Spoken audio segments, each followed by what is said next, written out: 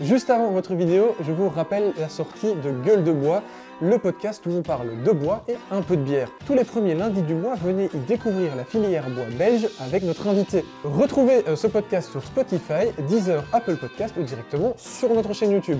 Sur ce, je vous souhaite une bonne vidéo. Bonjour à tous et bienvenue dans cette nouvelle vidéo de l'atelier. Vous saviez-vous que la Terre, elle comportait près de 70 000 espèces d'arbres, dont 9 000 restaient encore à découvrir? Ça donnerait carrément envie de tous les rassembler dans un seul lieu, enfin une genre de bibliothèque de bois. D'ailleurs, est-ce que vous saviez que ce genre d'endroit existe?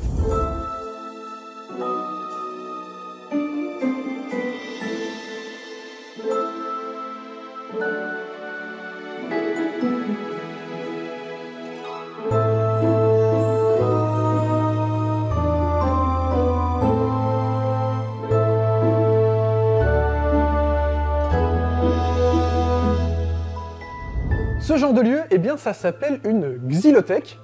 Xylos, l'arbre, et thèque, comme une bibliothèque, mais xylothèque ou xylarium. Les premières xylothèques, elles apparaissent dans les cabinets de curiosités du XVIIe siècle. Tout d'abord, eh bien, sous forme de collections privées. L'idée, c'est surtout de rassembler plein de types d'arbres différents, surtout pour présenter leur diversité de couleurs, de formes, de grains, etc., etc.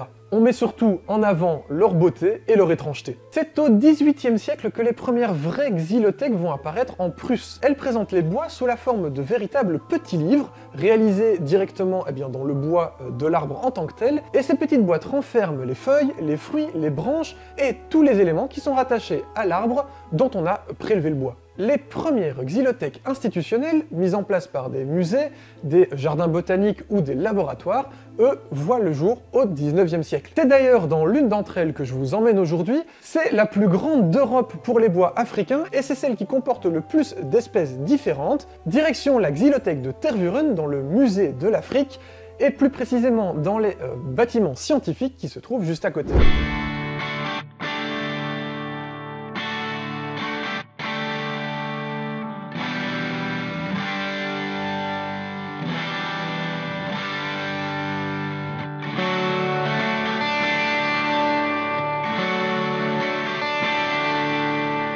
Comme je vous le disais, la xylothèque de Tervuren est mise en place à la fin du XIXe siècle, et à la base, c'est surtout pour soutenir le commerce des bois, en particulier africains.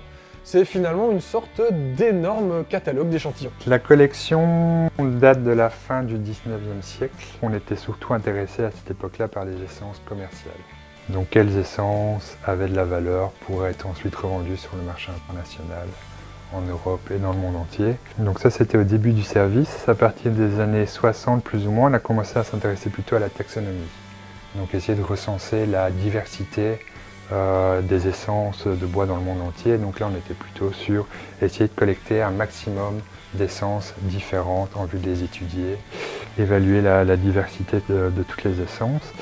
Et depuis les années 90, je dirais, on est plutôt focalisé sur l'écologie.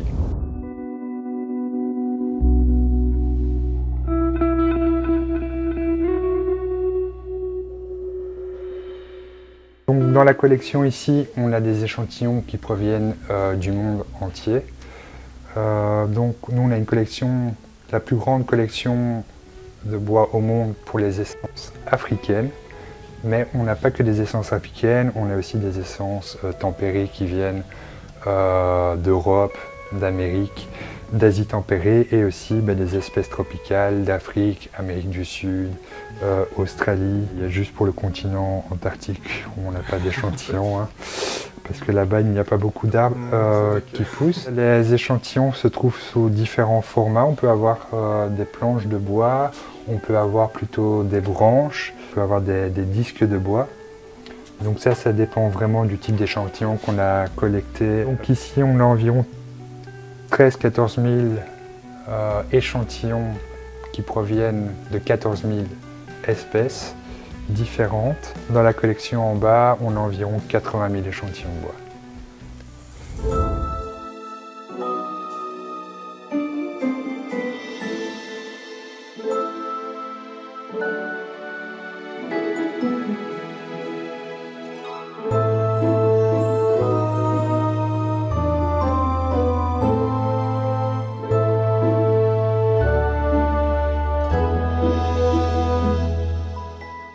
les plus grands disques qu'on a se trouvent ici.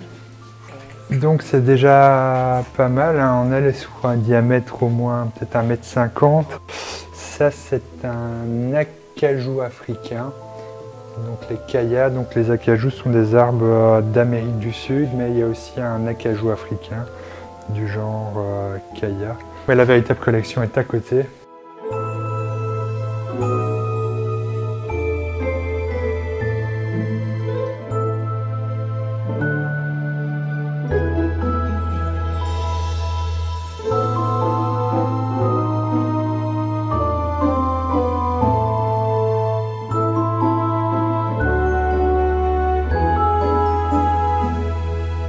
Ce n'est d'ailleurs pas une collection morte et statique puisqu'elle est utilisée tous les jours par de nombreux chercheurs.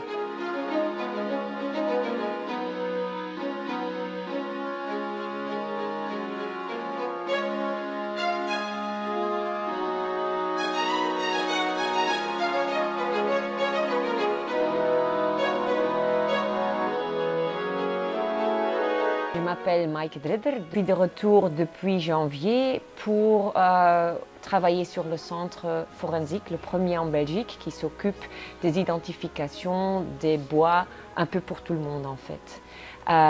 La moitié de notre boulot, c'est des recherches, en cherchant la meilleure technique, une combinaison des techniques. Aussi l'identification du bois massif. C'est quelque chose qu'on connaît déjà depuis très longtemps, mais le marché, vous savez aussi qu'il y a beaucoup de panneaux en matériel beaucoup plus petit, beaucoup plus difficile à rechercher. Donc là, les techniques qu'on a pour ça doivent être retravaillées pour pouvoir identifier ça aussi. Et de l'autre côté, l'autre moitié, c'est des expertises qu'on fait pour des entreprises, le gouvernement, l'industrie même.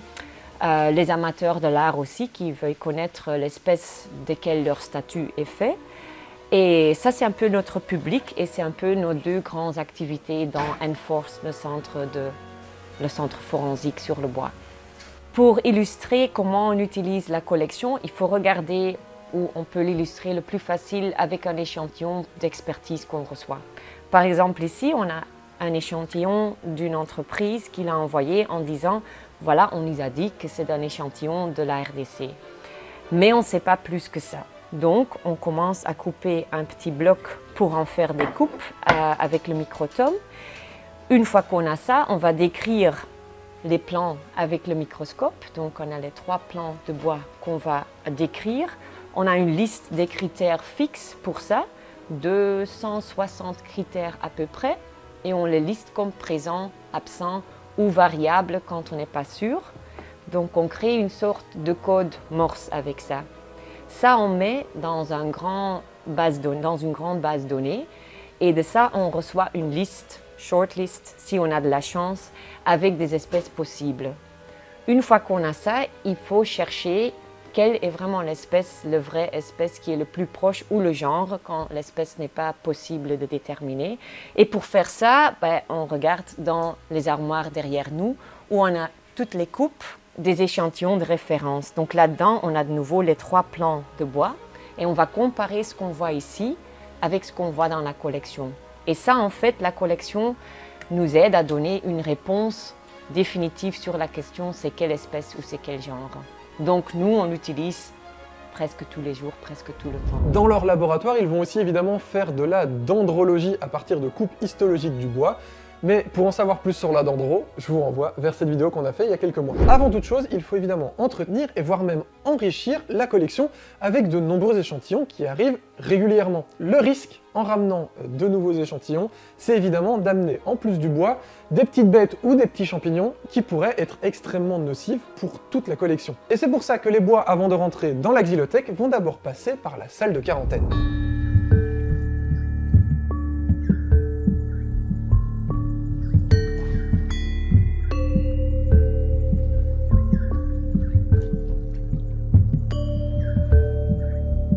Donc là, on se trouve dans ce qu'on appelle nous la salle de quarantaine. Chaque échantillon qui arrive dans notre collection passe obligatoirement par cette salle.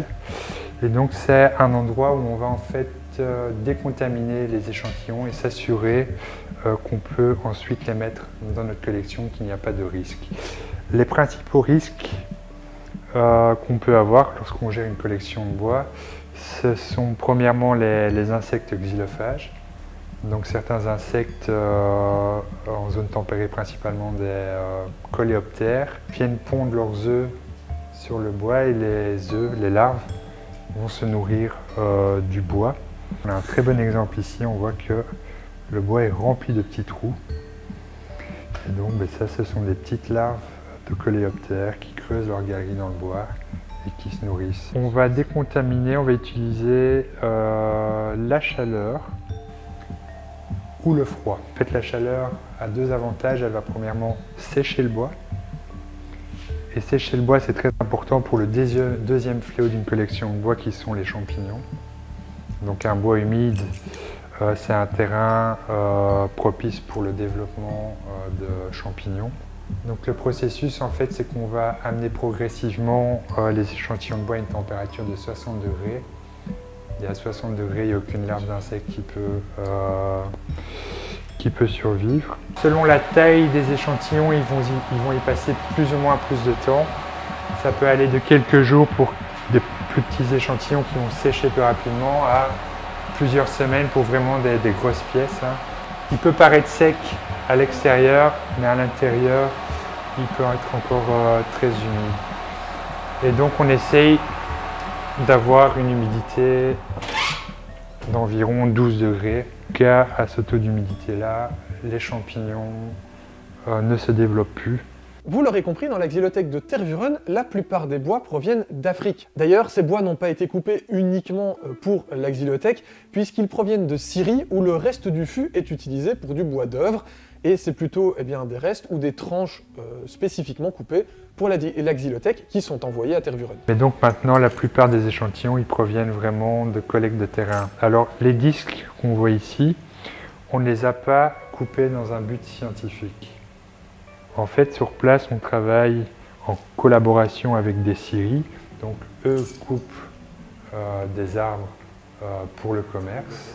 Cela ne nous concerne pas, mais généralement, on leur demande qu'ils nous réservent, qu'ils nous coupent une petite tranche du bois afin que nous, on puisse étudier les espèces. Et donc, on travaille en collaboration avec des scieries qui s'engagent dans le développement durable des forêts. Donc nous, en fait, on leur donne des conseils sur comment gérer au mieux leurs forêts afin de préserver les ressources, parce qu'eux, bien sûr, sont aussi très intéressés de pouvoir gérer au mieux leurs forêts sur le long terme.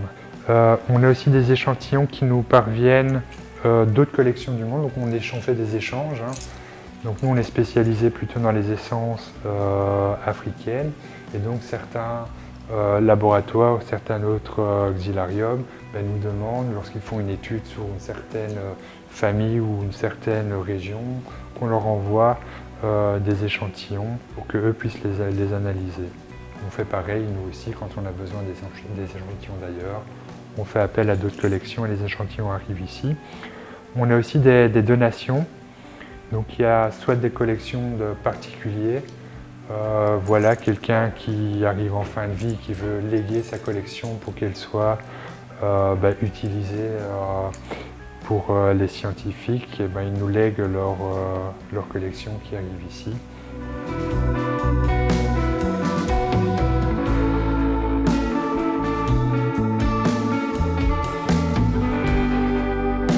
Pour les carottes prises sur des bois sur pied, évidemment, ça ne pose aucun problème à l'arbre d'avoir pris quelques carottes. Et puis en plus, ces carottes, une fois utilisées pour la recherche, vont être mises dans la xylothèque pour pouvoir servir pour d'autres travaux. Et moi, je suis Brice Yannick Diofa. Je suis étudiant doctorant à l'université de Gand et travaille dans un projet qui est mis en œuvre par le musée royal d'Afrique centrale. Donc je suis boursier du musée. Et je travaille sur la problématique de stockage de carbone dans les jeunes plantations et les vieilles plantations dans le bassin du Congo, donc, plus précisément au Congo. Je travaille aussi avec les échantillons de carottes de bois qui sont collectés directement sur des arbres à l'aide d'une carrière. Après utilisation, lorsqu'elles sont de bonne qualité, on peut les garder dans la xylothèque. Et puis quelqu'un d'autre peut utiliser ces carottes pour un autre travail ou pour une autre recherche. Surtout que moi, je l'utilise d'une façon non destructive parce que je scanne juste les carottes de bois et c'est sur les images, c'est sur les scans que moi je travaille. Et les échantillons collectés sont codifiés et pour chaque échantillon, on donne un code de la collection. Donc même si de toutes les façons ils doivent rester dans la collection, même si ça disparaît, ça doit quand même être signalé dans la base de données de la collection. Donc tous ces échantillons collectés ont été recodifiés pour rester dans le répertoire de la collection. La xylothèque ne comporte d'ailleurs pas que des bois, enfin si, mais sous différentes formes. Lors de recherches dans des forêts et des fouilles archéologiques, on peut retrouver du charbon qui vont nous amener énormément d'informations sur la vie, sur l'environnement, sur l'écologie de l'époque. Et bah comme le charbon au final c'est du bois, on va pouvoir aussi analyser sa structure.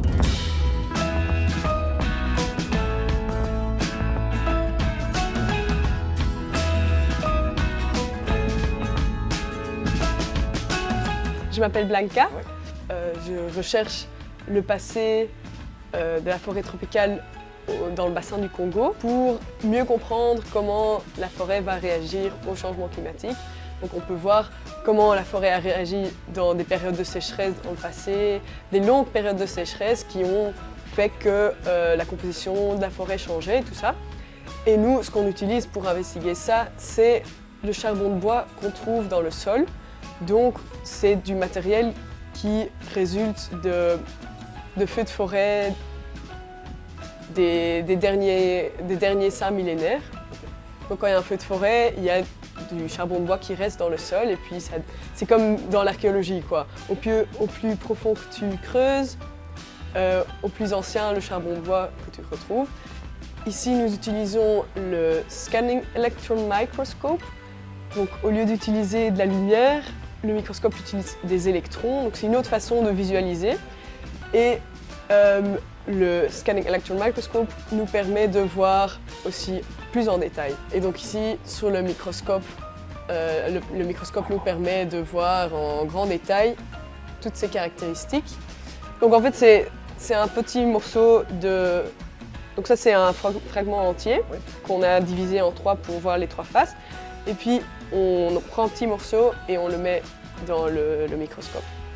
Donc ça nous permet de voir quelles espèces étaient présentes dans le passé et ça nous permet aussi de un peu reconstruire une ligne du temps. Imaginons que le climat d'un endroit, il y a 2000 ans, était plus humide que maintenant. On peut voir que les espèces qui étaient présentes il y a 2000 ans, c'était des espèces qui ont besoin de plus d'humidité que les espèces qu'on voit maintenant. Donc ce qui est intéressant, c'est de comparer ce qu'on trouve dans le charbon de bois à les espèces qu'on trouve maintenant, oui.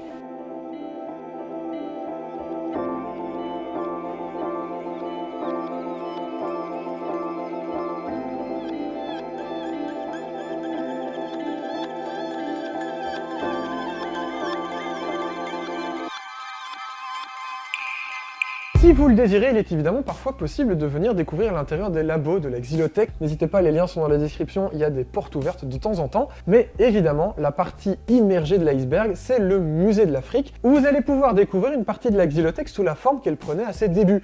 Mais vous allez aussi pouvoir découvrir pas mal de tranches de bois africains, des morceaux de tronc, etc., etc. Ces tranches de bois d'ailleurs qui, comme vous allez certainement pouvoir le voir avec les petites traces de crayon, ont évidemment servi à la recherche avant de se retrouver derrière les vitrines. Puisqu'évidemment, derrière ces vitrines de musée, il y a de nombreux chercheurs dans plein de domaines qui font en sorte que le musée puisse vivre, que vous puissiez avoir des choses à voir dans le musée et qui vont bichonner et utiliser toutes ces pièces pour de la recherche et pour découvrir plein de choses. D'ailleurs, le sujet devient tellement vaste qu'on vous en fera certainement plein d'autres vidéos. Si ça vous intéresse, comme d'habitude, dites-le dans les commentaires, qu'on sache un peu vers quoi on peut aller.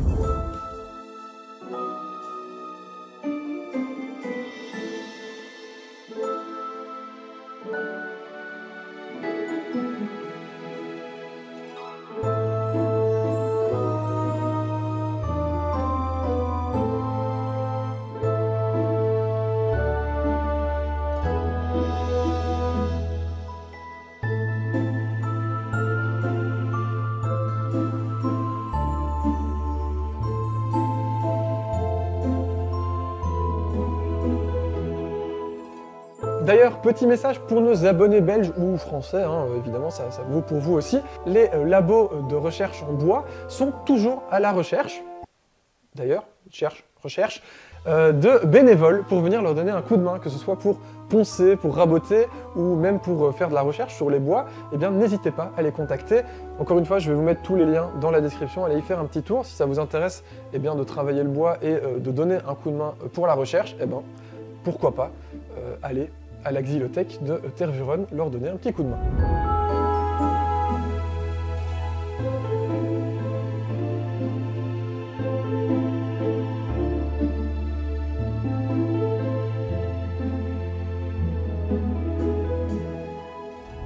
J'espère que cette vidéo vous a intéressé. Si ce genre de sujet vous plaît, on a été faire un tour aussi dans d'autres labos pour découvrir la dendrologie. Et surtout, n'oubliez pas de vous abonner, de nous suivre sur les réseaux Facebook, Instagram, Twitter, de mettre un petit pouce, de laisser un petit commentaire.